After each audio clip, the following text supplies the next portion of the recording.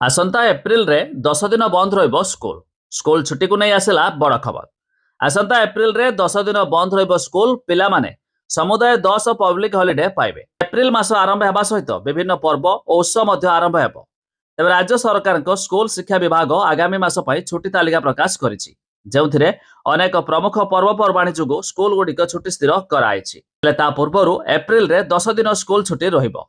केउं दिन आसंतु भिडियो रे जानिबा ता पूर्वरु भिडियो को लाइक करिवे, सब्सक्राइब करना थिले एबे सब्सक्राइब करी पाखर थिबा बेल आइकन को दबाइ दियंतु। प्रथम तो देखंतु 1 एप्रिल बुधवार दिन उत्कल दिवस।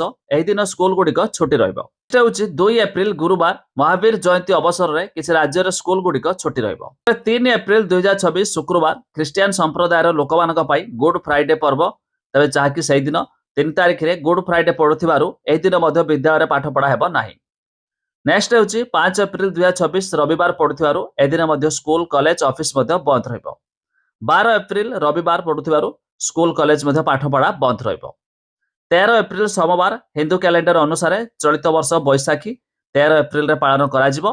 यह विशेष करी पंजाब, हरियाणा, उत्तर प्रदेश और अन्यान्य उत्तर भारतीय राज्य गुडी करे महाआडंबर रे पालन करा जाय।